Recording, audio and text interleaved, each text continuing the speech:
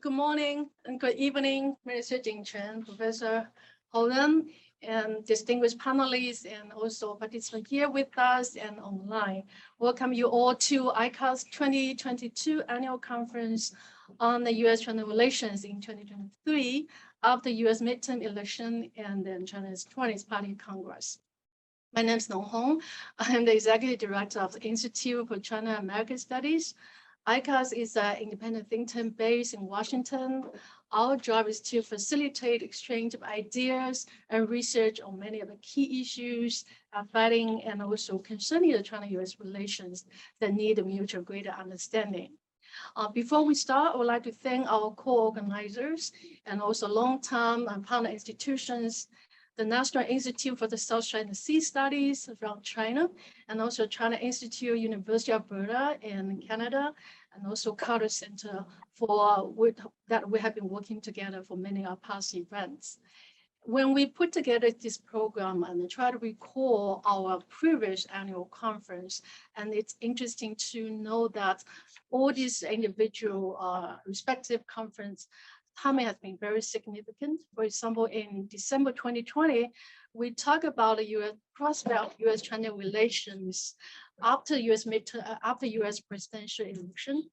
And then we talk about the hope that President Biden will return the bilateral relations back to a more normalized track of engagement and dialogue. And then in December 2021, we talk about the U.S.-China relations under Biden administrations, and then we explore whether the expectation has been achieved over his 11 months presidency. And I recall that last year at our annual conference, our US and Chinese specialists reached many consensus. For example, that neither country present a threat to the other, despite many of the irreconcilable difference and divergence interests between the two. And we also agree that there is high interest in engagement on less politicized issues on private sectors and emerging engagement. And certainly it's also agreeing that trade, technology, and climate change cooperation on these areas will actually provide solutions to some of the global problems that are not resolvable without a meaningful U.S. and China collaborations. So a year after today, these consensus still existing, and we try to understand this question. On October 12th, the U.S. released a national security strategy, and the language is different from the Obama administration's 2015 national strategy when Biden was the vice president. When referring to China, I quote, the United States welcomes the rise of a stable, peaceful, and prosperous China.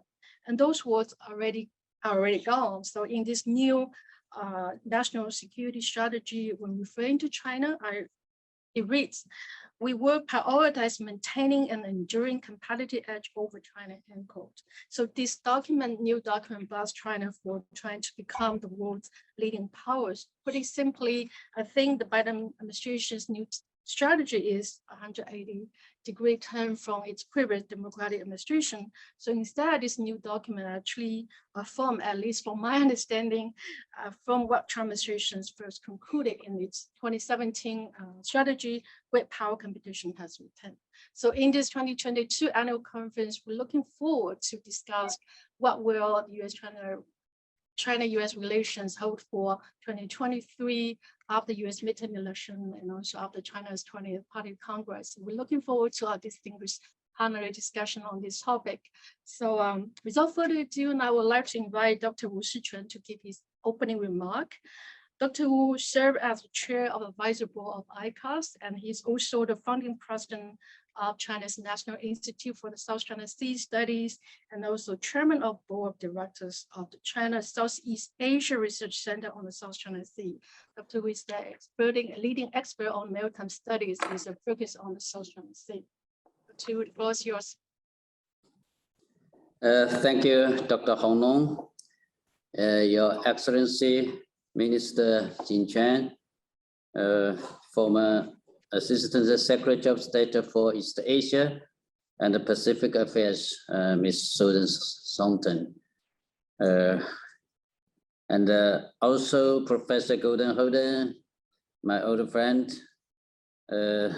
Dennis Simon, Mark Swain, Professor Huang Jin, and Professor Dawi.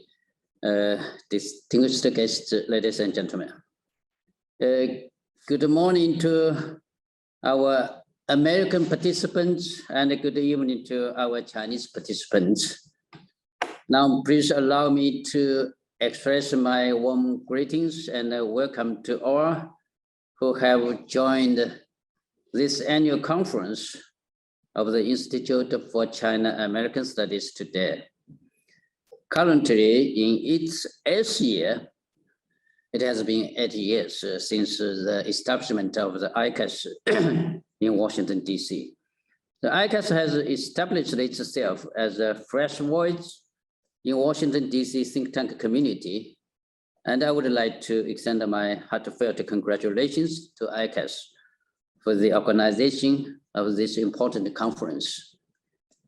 The ICAS annual conference today is special, significant, and timely. It comes at a time when the China-US relationship is still failing to move beyond negative legacy of the Donald Trump years. It also comes at a time of dedicated domestic political events on either side of the Pacific. Just last week, as we know, President Xi Jinping was elected to a 3rd term in office, and a new Central Committee and the Politburo were selected too. What does the composition of the new Politburo Standing Committee mean from a U.S. China relationship perspective, as well as from economic reform and opening up a standpoint? I'm sure many of my American friends would like to know the answer to that question. Meantime, next week, the US midterm elections will be held.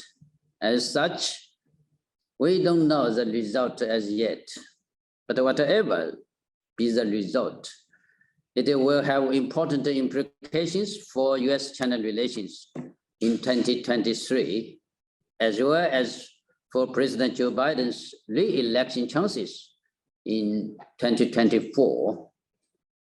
At the Chinese end, we are following the developments closely and are keen to understand how our American friends analyze the state of US domestic politics and the implications for US-China relations going forward. Speaking of President Joe Biden, it seems to me that he has spent the better part of the past 2 years investing, aligning, and competing against China. As a result of his zeal to shape the strategic environment along China in the Pacific, Asia Pacific, and beyond. The hoped-for detente between United States and China after the Donald Trump years has failed to arrive. Pursuing avenues of cooperation with Beijing seems to be an afterthought at best for President Joe Biden. So I hope this approach towards China will change after the midterm elections. The United States and China are not a democracy and autocracy. They fated to indulge in extreme competition. Rather, they are two major countries that share an important responsibility to mutually uphold peace, prosperity, stability in Asia and the world. The immense challenges to the global governance, such as climate change, virus control, economic recovery, and the regional security management, require dedicated high-level mutual commitment on the part of Beijing and Washington. It is my hope that the two sides will once again re-establish contacts damaged by the regrettable Pelosi visit to Taiwan, and will summon the resolve to work constructively to tackle these common challenges between us. President Xi Jinping has made the suggestion that the two sides should adopt a peaceful coexistence, no conflict, no confrontation, bottom line, and sincerely adhere to it. For his part, President Joe Biden has spoken of the need to manage strategic risks responsibly and equip the relationship with the common sense guardrails to ensure that the competition doesn't veer into conflict. The two sides, I mean China and United States, should use their respective approaches as a common bottom line and build a relationship of constructive and cooperative coexistence on this foundation in the years ahead. Returning to the China-US relationship to the normal track of constructive dialogue and cooperation is not only the direct choice, it is the only choice. So I hope that in the course of restoring the relationship to the track of dialogue and cooperation, Mr. Biden will speak in a more measured tone of voice and language on the Taiwan question. In conclusion, it is my hope that this annual conference will throw up vibrant new ideas and solutions to the many challenges being faced within this all-important relationship, both currently and in the years ahead. Like the relationship that was forged 50 years ago by Chairman Mao and President Nixon, so I hope this conference will also inaugurate an infusion of fresh thinking and articulate a new paradigm of ties that could rehabilitate, revive, and relaunch the China-US relationship on a stable track for the next quarter century, if not longer. Finally, I wish the ICAS annual conference a complete success. Thank you very much. Dr. Hong, the floor back to you. Thank you very much, Dr. Wu, for your remark and also kind words about the ICAS annual conference. And I certainly share your views that the two countries work together to reestablish their contact and also build a relation, constructive, cooperating coexistence in the years ahead. Now, please join me in welcoming Minister Jing Chen from the Embassy of China in the United States, and also Professor Susan Thornton from Yale Law School for the Keynote Dialogue. And this Keynote Dialogue will be moderated by Professor Gordon Holden, who has kindly flown from Canada to Washington to hold this dialogue. Professor Holden is the Director Emeritus of China Institute, University of Alberta in Canada. So prior to his academic work in UFA, he was the former Director General of the East Asia Bureau of Canada Department of Foreign Affairs and International Trade. Gordon, the floor is yours. Thank you very much, Hong Long, and also appreciated the remarks by Mr. Sun. Thank you. It's my great pleasure today to follow up on your brief introduction to say a few more things about our keynote speakers. And first, turning to Jing Chen, the Minister of the PRC Embassy in Washington. Jing Chen is the third-ranking diplomat of the Chinese Embassy in the United States. From 1998 until 2002, he was attaché and third secretary at the Chinese Embassy in Thailand.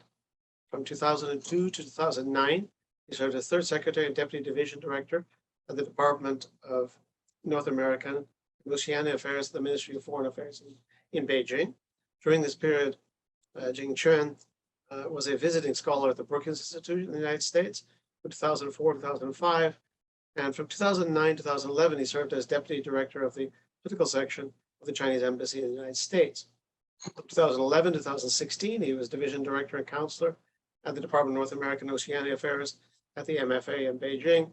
And then from 2016 to 2017, he was the counselor at the General Office of the State Council. He served as Deputy Director General at the Department of North American and Oceania Affairs in the Ministry of Foreign Affairs before coming to Washington.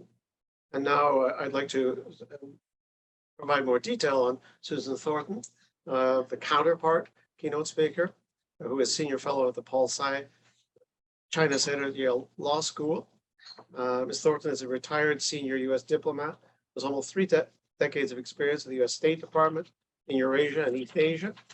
She's currently senior fellow at the Yale Law School and also is the director of the Forum on Asia-Pacific Security at the National Committee on American Foreign Policy and a non-resident senior fellow at the Brookings Institution. From July 2018, Ms. Thornton was acting assistant secretary for East Asia and Pacific Affairs at the Department of State and led East Asian policymaking amid crises with North Korea, escalating trade tensions with China, and a fast-changing international environment.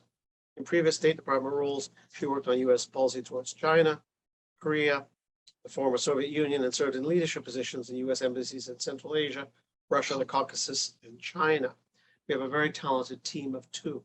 I'd now like to turn to Minister Jing for his keynote remarks. Please, the floor is yours. Thank you so much. It's so glad to see so many old friends, so many good friends here. And this is my second time working in the United States, but the feeling is different from several years ago. It's here, the atmosphere here, political atmosphere is more cold. And work is quite difficult and challenging. And people more focus on competition, threat, or challenge. And I think many years ago, when I worked in the political section in Chinese embassy, we have differences, definitely. Every day we debate, we demarche on different topics, but I think the main focus is still on coordination, exchange, cooperation, dialogue. Or currently, I think the focus here just move to how to prepare for the worst case scenario, how to compete, how to cope with those so-called challenges from the other side. So I will say, our policy toward the United States has been very consistent. So we just had the party congress. So from the report, many people say that there's some change. China's policy has some change, but I see more continuity, consistency, and stability. I've been working on this relations for exactly 20 years. And my feeling is that our policy toward the US is always consistent. So we always want to have a stable, sound, healthy relationship with the United States. That's our sincere hope. That's our intention, true intention.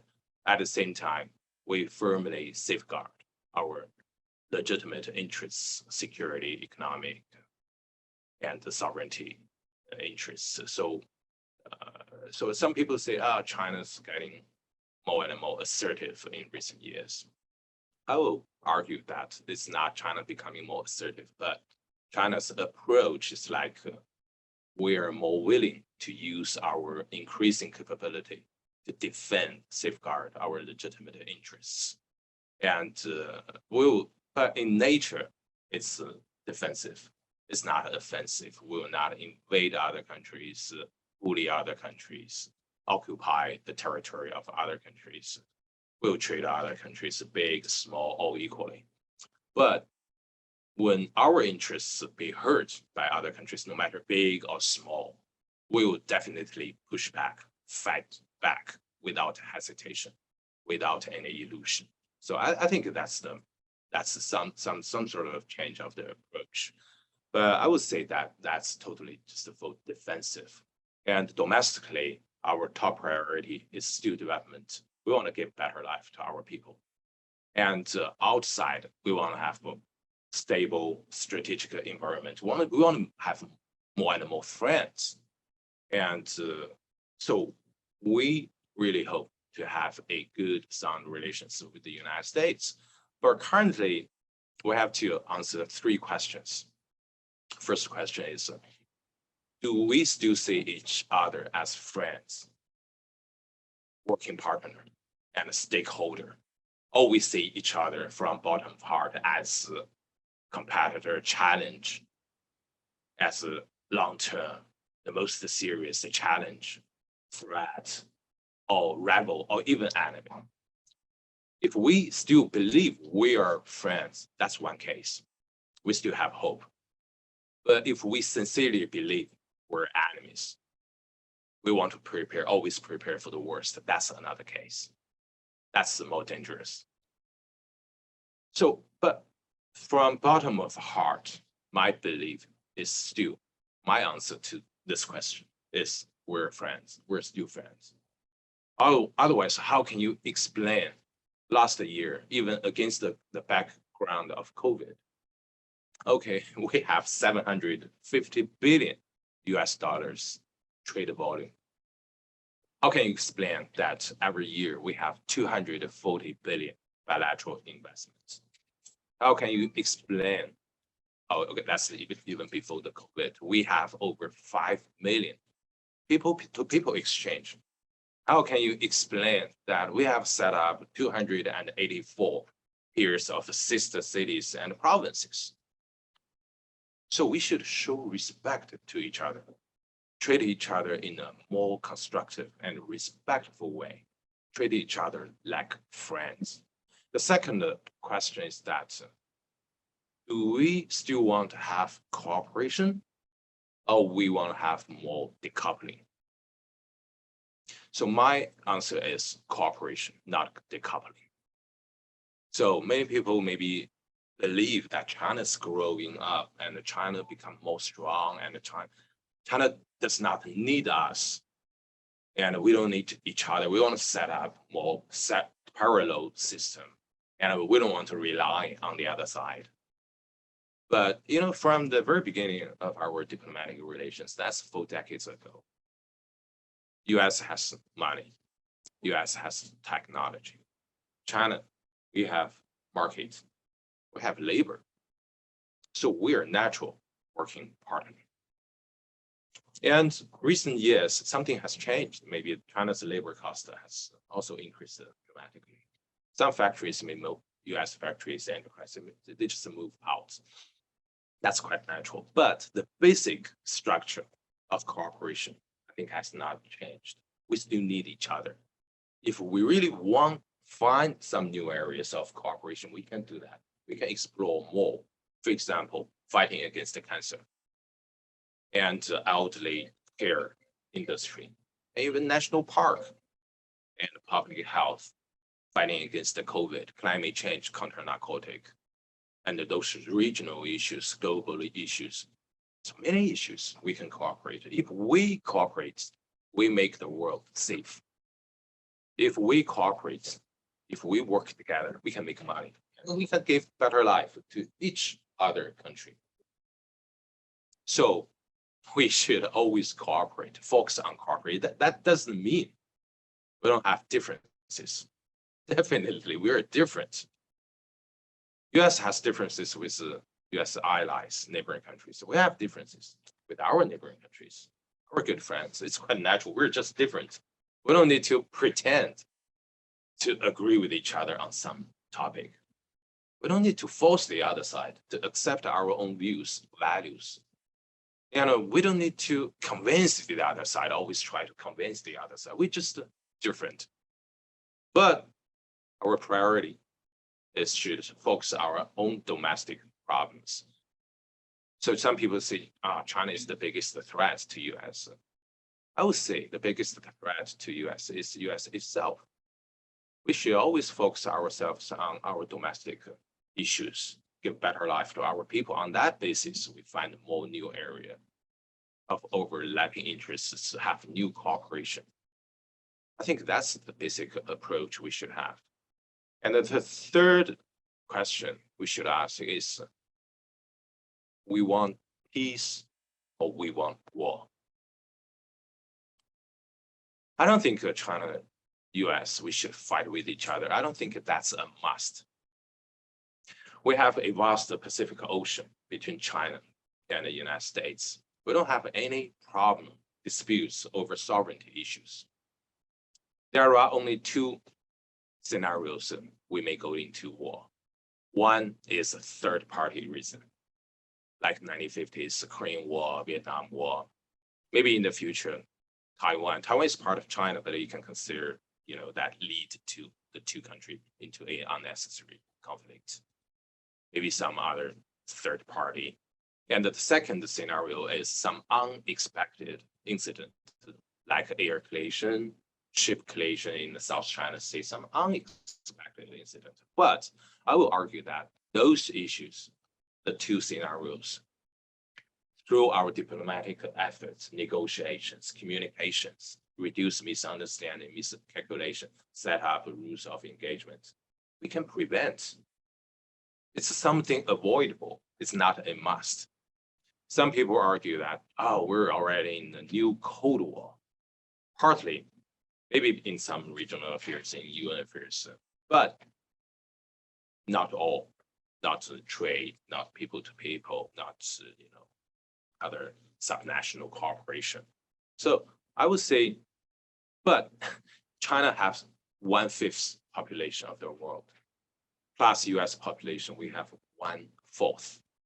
So if 1/4 of the whole world population goes to conflict, confrontation, separation from each other, if China-US relations become something like US-Russia relations, US-Soviet Union relations, who can really benefit from that kind of scenario? No one benefits, everybody loses. So what does that mean to the region, to the world? So we should take steps, actions to stop that kind of negative trend. Otherwise, in a few years, we may really find we're in the situation of so-called new Cold War. We should prevent that kind of worst case scenario. And there are 2 points I feel quite concerned. And one is public opinion. Recent 2 or 3 years, both sides, public opinion toward each other, it's getting worse and worse. American people, Chinese people, they're great people. They should always like each other, not hate each other. And there are 3 echo chambers. One is between social media and the individuals, and the other is between public opinion, so-called public opinion, and official comments. And the third is between China and the US. It's rhetoric, actions, strong words. It's a sort of a tit-for-tat situation. So those 3 echo chambers reinforce people's belief that maybe the other side has some evil intention against me. So we have to prepare for the worst, and we should always prepare for a potential fight. So the public opinion getting worse. The second is, the communication issue. For 3 years, almost 3 years, there's no direct travel communication. It's COVID. Ask many friends here, what is your last trip to China? Many people answer, it's 2019. It's almost 3 years ago. So we, because no lack of direct communication, there are more and more misunderstanding. People like to believe what newspaper, social media tell them. So they don't have their own conclusion. So sometimes there's misunderstanding, and the rhetoric become even harsh, even tough against each other. So I think as government official, we should always not just follow those so-called public opinion. Say that's the public opinion we should follow. We should say something they like. We should do something they like. We should always lead, educate the public opinion. We should let them know what is the truth. What is the true story? What is the real picture? What is the line of our policy? We should tell them, lead them, not let the public opinion kidnap, diplomacy, hijack diplomacy. And second, I should encourage more and more communication, no matter it's a Zoom, a virtual meeting, and we encourage more and more such kind of direct travel. Recently, some scholars already paid visits to China, and next week we will have some important people come to New York after the Track 2 dialogue. So I would say that's quite encouraging. And we will encourage more and more such kind of direct communication. And definitely, we hope that when the COVID gone, and we can resume normal people-to-people exchange and just improve the environment for the relations, reduce miscalculation, misjudgment, and increase cooperation, coordination, and exchange. Fundamentally, I think China, US, we should always shake hands with each other. We can debate, we can have differences, but we should always shaking hands firmly with each other, work together. Thank you. Thank you very much, Mr. Jing. And I'm now going to turn directly to Ms. Thornton for the second keynote address. The floor is yours, Susan. Well, thank you so much, Gordon and Jing Chuan. It's excellent to be here with my old friends. I'm really sorry I couldn't be there in person, but I have my class today. So thanks to Zoom, which is a benefit of COVID-19, I guess, I'm still able to be with you today. I've known Gordon and Jing Chuan for a long time. Jing Chuan, I think all three of us actually were in working on in Beijing, and Gordon on Canadian-China relations and me on U.S. China relations, and Jing Chuan also in Meidasa working on U.S. China relations for that was like 15 or 20 years ago. So we've known each other a long time.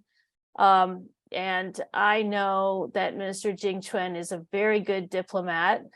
And that's important because people in the United States and people in China and actually people in the world expect us to avoid conflict and find ways to get along together. And it is our diplomats that have the knowledge and the skills and the perspective that I hope are going to help us do that. And I really appreciate Minister Jing's candor today. You know, when I look out, I see that the world is facing a lot of challenges: war in Ukraine, economic turmoil, energy and food shortages, and health crisis, and climate change, and a lot of instability and unpredictability in the world.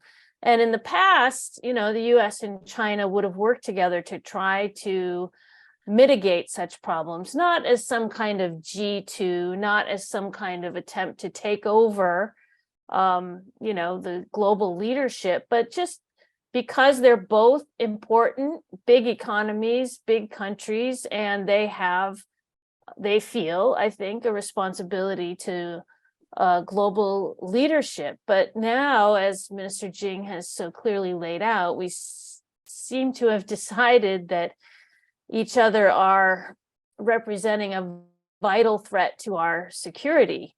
And that is leaving the world not only leaderless, but also actually caught in the turmoil of this geopolitical confrontation, which, you know, is not a good place for the world to be in at the moment. Of course, you know, we each have our complaints about the other, as Minister Jing rightly said. But what I worry about now is that it seems like rather than just having complaints, we actually fear one another, or we are being told that we should fear one another. And, you know, I think complaints about each other, differences, those are natural. Many of the complaints, I think, are justified. But I have to say that these fears that are being sown are being exaggerated. And I think that is going to be extremely difficult to reverse engineer. And it's extremely dangerous. You know, COVID-19, as was mentioned,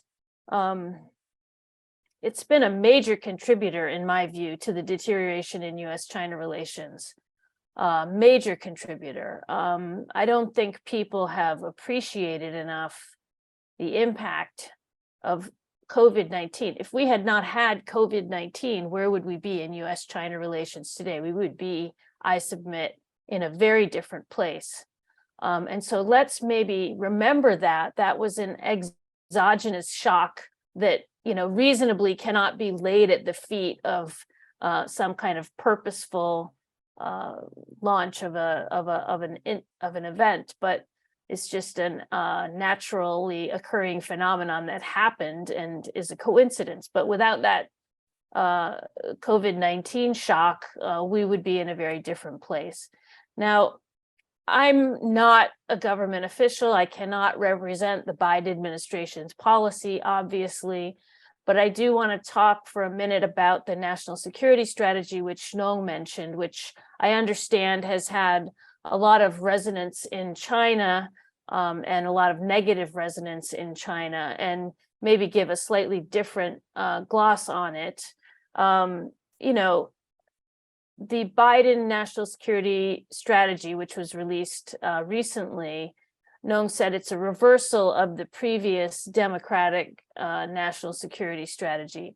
But I don't think that that is a very fair way to look at it, because of course, in the intervening period, we had another national security strategy, which was the Trump administration's national security strategy. And that's the one that declared strategic competition with China to be the focus of U.S. policy. So the Biden national security strategy coming from that place, you know, on the other hand, acknowledges the tension between this competition, which is a focus of their strategy, it's true, but it acknowledges the tension between that and the need to address global challenges, you know, the pandemic, climate change, economic uncertainty, all the things that people in America care about. And I don't think most Americans, and if you go certainly outside of Washington, D.C., you will find very quickly, I live in Maine, and it is not the focus, competition with China is not the focus of the people that live in my neighborhood. And so I think, you know, it is important that we do balance and look at this balance that was trying to be struck in the national security strategy of the Biden administration as a potential opportunity to try to move to talk about some of these other issues where both US and China have major influence. Now, Minister Jing said, you know, it's crucial that we restore travel and communication as soon as possible. We are definitely drifting into isolation from one another. And this, as I mentioned, COVID-19 has a lot to do with why that's the case. It's not the whole explanation, but it sure has a lot to do with it. And we've got to try to restore travel and in-person communication as soon as possible. I think it's a very good thing that we see Chinese travelers now coming to the US to talk with people. And to the extent that we can get American travelers to China more as soon as possible, kudos to Dennis for having gotten there and gotten through quarantine, but it's very difficult for large numbers of Americans to go and stay for quarantine for extended periods of time. So I hope we can work on that soon. But I think Minister Jing is absolutely right that what we have to avoid is for the title of the history of this period not to be called something like Sleepwalkers, which was the title of the history by Christopher Clark of Europe's slide into World War I. We have to see that we have human agency, we have diplomats, we have people who should be trying to build bridges between our two countries, trying to talk with one another, have dialogue, bound our competition by rules, and also look for these areas of cooperation. And, you know, it's very hard. I noticed that, you know, Minister Jing said, are we going to be friends or are we going to be enemies? I mean, this is a binary that we see all too often in US society, and I don't think it's that helpful. I understand on the Chinese side, you know, it's easy to say that we're friends and then hold together with that sort of the notion that we have these differences and we're going to have competition. But in the US, it's very hard in US society to work a narrative about frenemies. And I think we need to do a lot more work on that ourselves in order to keep from sliding into this kind of enmity that it seems to be, we can't find the floor to how low the relationship is going at the moment. I personally am very much looking forward to diplomacy restarting, hopefully at the G20 in Bali. with the meeting between the two presidents. I think that this kind of a meeting is not at all a panacea, and we should not have high expectations about what it could produce, but it's an important signal. It's a show of leadership, which is exactly what Minister Jing is calling for. And I think what we all need to be calling for. Times are very uncertain, and we need to have leaders who will meet, who will talk, and who will meet that low bar expectation, at least, of people in both of our countries and people around the world. So I am looking forward to that meeting, and I think I'll end my remarks there so we can have questions. Thank you very much, Susan, for your counterpoint to Minister Chen's comments. And I have a series of questions I'd like to pose. I'll begin perhaps with Minister Jing Chen. In his 19th Party Congress address, President Xi had discussed the concept of major country diplomacy with Chinese characteristics and sought to foster a new type of international relations. However, major country relations with the United States have plummeted in the period since those comments. How would you react to that juxtaposition of the 19th and the reality we face today in 2022? I would say, no matter how things change, our attitude, position on U.S.-China relations is quite consistent. We always have stable relations with the United States. We will definitely safeguard our, legitimate interests. So currently, we have a quite difficult situation. But, my personal view is that 4 levels problem. First level, the highest level. The two presidents, they already had 5 rounds of virtual meeting phone calls. Now, maybe this month, they're going to meet with each other in G20 in Bali Island. So we hope that the two presidents, they can lay out the future or give a clear sense of the direction, what is the next step of the relations. So they may cover a lot of issues, bilateral and regional, global issues, many important issues. But I think the basic fundamental issue is that what kind of relations, so it is our expectation. What is the future? So add more certainty, predictability to and reach more consensus on how we develop the relations, give more clear guidance to the working team. And the second level is the working team. We should follow the consensus of the two presidents and try to, reach some real progress on some even detailed specific areas, even not so big long-term area, and try to accumulate some basic mutual trust. Even if it's just a baby step, but it can showcase that we can still work together, give more confidence to the two peoples. And the third level is professionals, academics. We should work together to find a solution for some difficult issues. Even cannot find a solution. It's the many issues between China and US. It's a historical, it's a structural issue. It's difficult to find a solution. At least we can manage, we can control, we can prevent those issues becoming something explosive to the relations. And the last level is the foundation of our relations. It's also the hope that's people-to-people exchange. Our two peoples, they should always like each other, not hate each other. They should always like each other's history, culture, language, and even food.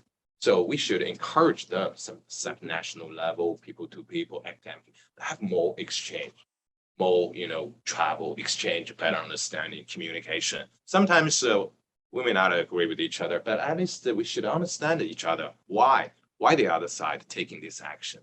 Why they talking about, this issue in that way? And it's because of domestic political, consideration, or it's simply because of the value principle of foreign affairs, foreign policy. So we should understand each other. So I think we don't need to give a certain name or definition to the relations.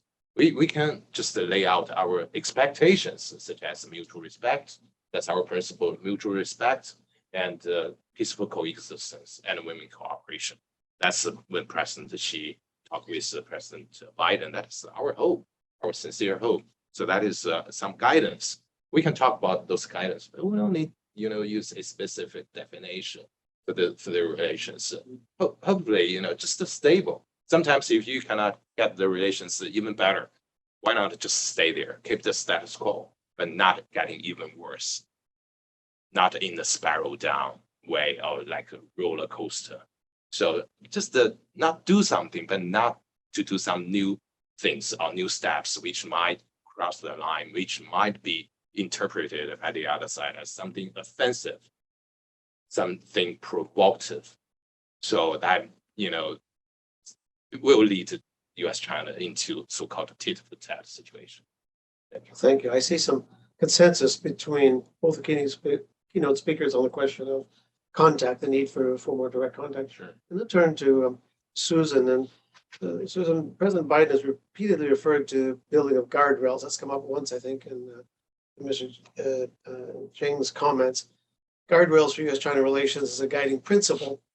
What are the guidelines, the guardrails, rather, that the president seeks to build for bilateral relations? And how should the Biden administration balance between issues where the two countries are competing or even in confrontation, and those which require close cooperation under such a guardrail concept? Two warring concepts that perhaps or too difficult to resolve issues. You're not new to this. We worked in that relationship for a long time. How do you see this concept of guardrails working in practice? Well, I think one of the issues is that the U.S. thinks that the current so-called international rules-based order should provide a lot of these guardrails, and the U.S. has been dissatisfied, I guess, with the degree to which China is seen to be meeting or abiding by these rules. Now, there's a lot of differences, discussions, and disagreements over this. And of course, many people say on the Chinese side that the US isn't always living up to these rules either. So I think, first of all, we should really try to have an honest discussion about the current existing rules, which do provide guardrails in all kinds of areas where the US and China have interactions, in the economy, in particular, and that's an area of major responsibility for China and the US to both manage and keep their competition from really getting out of hand and undermining the global economy writ large and all of its institutions. So I think, that's one area that I would say needs to be worked on, and we're really not having any kind of interactions on sort of these issues, these economic issues. I mean, even during the Trump administration, I would say there was a lot more discussion about economic issues between the US and China than what we have going on right now. On the obvious one that people will think about, guardrails to prevent the kinds of accidents and incidents that Minister Jing mentioned. I think, we had a lot of these guardrails in place under the Obama administration, and they've atrophied, I think, since. But they're still working. I mean, the confidence building measures that we had around notification of major military exercises, around how ships and planes operating in the Western Pacific, would encounter each other, what kinds of rules they would follow when they have those encounters, what kind of communications would be happening. I think we should have a guardrail, frankly, that's about kind of continuing communication. I think that our leaders should not see that a meeting is somehow a political liability. The US and China are the two biggest economies in the world. They're the two most sort of influential powers in the international system at this point. I don't think anyone can argue with that. And they need to be talking to one another and meeting on a regular basis, whether we agree or don't agree. So I think meetings are a guardrail. But, there's other things you can do, like, sort of arms control arrangements if you get into discussions on those kinds of things. And I think those are things that the Biden administration is definitely interested in doing. But I think to balance off these guardrail conversations, you have to be having also communication about topics that are not just going to be, encouraging a kind of a finger pointing and blame game. You want to have some positive issues to work on too, in order to keep the relationship going and keep these channels of communication open. If you're only talking about negative things, it's very hard to keep the relationship, on track. So I am people say the era of engagement is over. I'm not sure what that means. I don't know how they're using the word engagement, and I don't really understand it. But, okay, if you want the era of engagement to be over, then let's just call it, the era of pragmatic diplomacy, and have things that we talk about on both the guardrail side to prevent us from going to conflict, which certainly that is a genuine consensus among the peoples of both countries. So I think the governments have an obligation to serve the wishes of peoples on both sides of the Pacific not to go to war. But we also need to have some things that we talk about that are constructive. Thank you, Susan. Now, in theory, the time is up, but with Nong's permission, I'm going to squeeze in a quick question to each of you. This is a question that deserves probably 20 minutes each, but I'm looking for a 2-minute contribution from each. And first, for you, Minister, it's an issue that's been around for 70 plus years. You know which one I'm going to refer to. The United States has been claiming that China plans to take action on Taiwan to achieve a reunification plan on a much faster timetable than previously anticipated. Has China laid out such a timetable? Has China shifted or hardened its views on reunification or engagement with the Taiwanese authorities in any way? 2-minute response. Yeah, just so far as I know, I didn't say there's any so-called timeline of the Taiwan issue. Some people talking about 5 years, 10 years, 2035, 2049. I don't think so. I think my response is that we want to get united as soon as possible with Taiwan, as soon as possible. We don't have a timeline. And I think if here the interpretation, media's interpretation about the party congress is not correct. They say, it's more tough. It's focus on use of force. Just on the contrary, my interpretation is the focus is on peaceful reunification, reiteration of peaceful reunification. This is a civil war without a real war, and we're Chinese across the streets, and the Chinese people don't fight Chinese. And that's our sincere hope. We don't want to use force, but at least we should have the capability to deter, prevent the worst case scenario, that is Taiwan independence. But our true intention is that we want to have peaceful reunification. Thank you. Thank you. And to you, Susan, a variation on the same theme really, as China becomes increasingly focused perhaps on what it claims to be red line issues such as Taiwan. There's also calls from the US, especially amongst lawmakers, the administration to abandon strategic ambiguity and to release a clear US position. Is the US likely to change that fundamental position as its one China policy evolved, or, and the Chinese would say, hollowed out? Please.